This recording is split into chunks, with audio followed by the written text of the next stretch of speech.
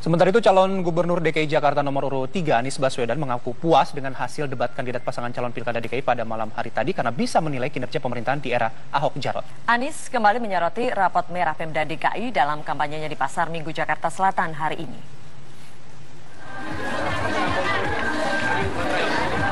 Mengawali kampanyenya hari ini, calon Gubernur DKI Jakarta nomor urut 3 Anies Baswedan menyapa warga Jati Padang Pasar Minggu Jakarta Selatan. Mantan Menteri Pendidikan ini berdialog dengan warga setempat dan memberikan sambutan dalam visi misinya membangun Jakarta. Anies disambut meriah warga setempat, menyusul hasil debat semalam yang dianggapnya sebagai debat yang menarik. Anies mengaku puas dengan hasil debat semalam karena bisa beradu data dengan akurat dengan pihak pasangan calon lain. Mau periksa juga sore, betul kan? Karena kita cuma memberes. Anies kembali menyoroti nilai merah Pemda DKI Jakarta dari segi reformasi birokrasi, sosial, hingga pendidikan. Alhamdulillah rasanya lebih baik ya, dan kami tadi malam dari awal saya sudah mulai tunjukkan, ini loh Jakarta itu rapotnya, bicara birokrasi, ini loh rapotnya raport nilai-nilai standar. Kalau nilainya merah ya merah, dan kalau nilainya merah ya nggak usah diterusin, kalau nilainya merah ya kita ganti. Cuman saya nggak tega aja bandingin sama Dikbud. Rasanya jangan dah kalau bandingin, nanti biar orang lain aja bandingin. Usai berkampanye di kawasan ini, Anies melanjutkan kampanyenya dengan menghadiri dialog dengan warga di kawasan Kapuk, Jakarta Utara.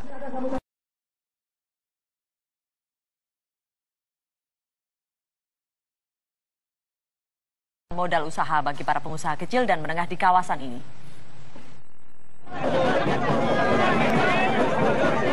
Pasca debat semalam, Cagup DKI nomor urut 1 Agus Harimurti Yudhoyono kembali berkampanye menyapa warga. Kali ini di kawasan Pisangan Timur, Pulau Gadung, Jakarta Timur. Agus kembali mendapat keluhan warga seputar kondisi lingkungan, perbaikan saluran air hingga penciptaan lapangan kerja.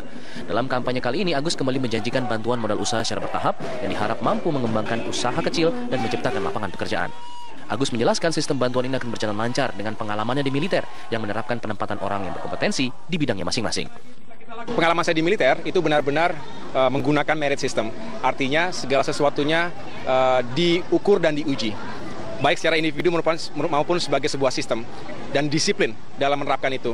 Sehingga saya ingin benar-benar menerapkan birokrasi yang tepat begitu, yang efektif dan efisien, di mana menempatkan sumber daya manusia sesuai dengan keahlian atau spesialisasinya. Saya mengatakan the right man on the right place. Pemberian dana bantuan bergulir sebesar 1 miliar per tahun untuk setiap rukun wilayah secara bertahap memang menjadi salah satu program andalan pasangan Agus Silvi di Pilkada DKI kali ini. Dari Jakarta, Dedek Mamiati, TV One mengabarkan.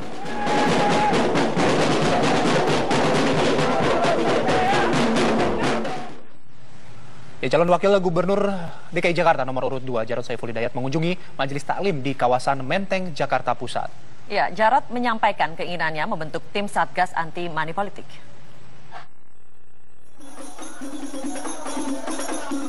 Akhir pekan ini digunakan calon Wakil Gubernur DKI Jakarta nomor urut 2 Jarod Saiful Hidayat untuk berkunjung ke acara pengajian Majelis Taklim yang ada di kawasan Menteng, Jakarta Pusat. Persoalan money politik menjadi pembahasan utama kali ini. Jarod pun akan membentuk tim Satgas Anti Money Politik.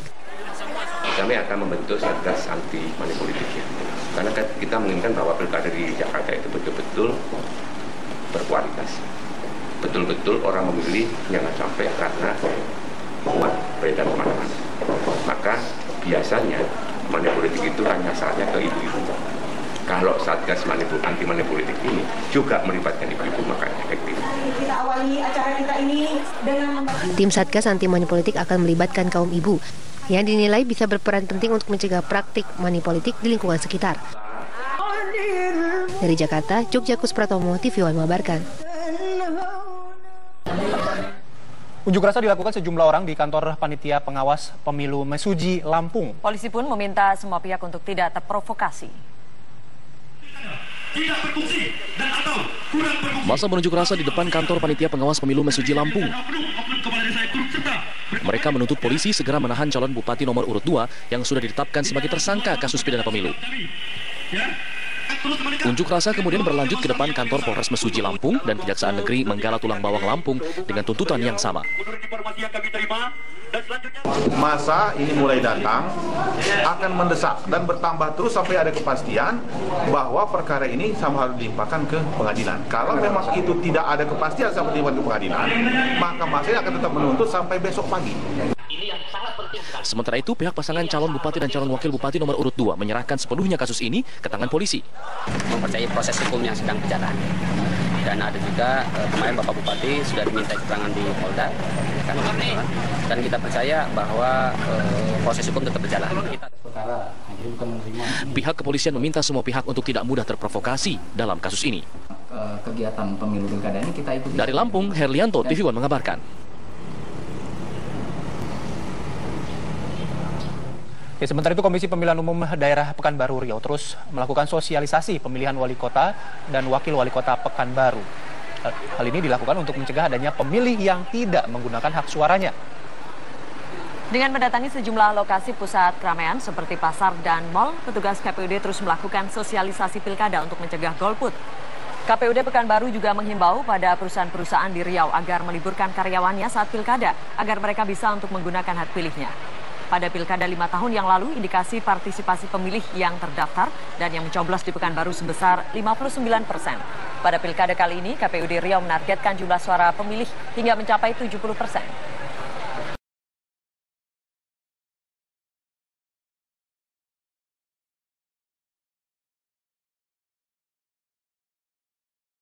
Modal usaha bagi para pengusaha kecil dan menengah di kawasan ini.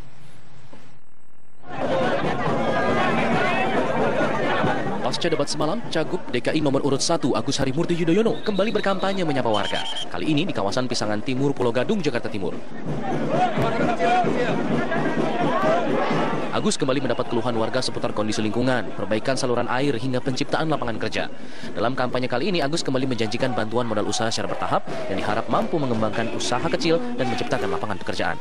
Agus menjelaskan sistem bantuan ini akan berjalan lancar dengan pengalamannya di militer yang menerapkan penempatan orang yang berkompetensi di bidangnya masing-masing. Pengalaman saya di militer itu benar-benar menggunakan merit system. Artinya segala sesuatunya diukur dan diuji. Baik secara individu maupun sebagai sebuah sistem dan disiplin dalam menerapkan itu. Sehingga saya ingin benar-benar menerapkan birokrasi yang tepat begitu, yang efektif dan efisien, di mana menempatkan sumber daya manusia sesuai dengan keahlian atau spesialisasinya. Saya mengatakan right man on the right place. Pemberian dana bantuan bergulir sebesar 1 miliar per tahun untuk setiap rukun wilayah secara bertahap memang menjadi salah satu program andalan pasangan Agus Silvi di Pilkada DKI kali ini. Dari Jakarta, Dedek Mamiati, TV One mengabarkan.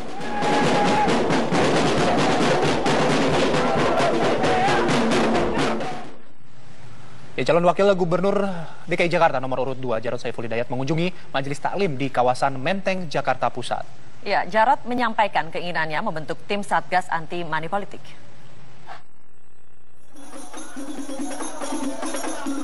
Akhir pekan ini digunakan calon wakil gubernur DKI Jakarta nomor urut 2 Jarod Saiful Hidayat untuk berkunjung ke acara pengajian majelis taklim yang ada di kawasan Menteng, Jakarta Pusat. Persoalan money politik menjadi pembahasan utama kali ini. Jarod pun akan membentuk tim Satgas Anti Money Politik. Kami akan membentuk Satgas Anti Money Politik ya. Karena kita menginginkan bahwa pilkada di Jakarta itu betul-betul berkualitas. Betul-betul orang memilih jangan sampai karena uang beredar kemana-mana. Maka biasanya money politik itu hanya nyasarnya ke ibu-ibu. Kalau Satgas Anti Money Politik ini juga melibatkan ibu-ibu, maka efektif. Kita awali acara kita ini dengan Tim Satgas Anti Money Politik akan melibatkan kaum ibu yang dinilai bisa berperan penting untuk mencegah praktik money politik di lingkungan sekitar.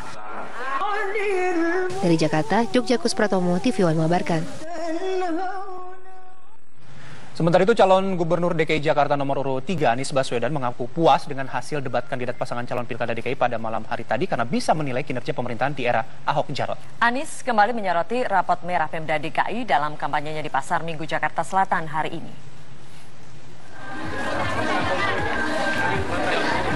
Mengawali kampanyenya hari ini, calon gubernur DKI Jakarta nomor urut 3 Anies Baswedan menyapa warga Jati Padang, Pasar Minggu, Jakarta Selatan.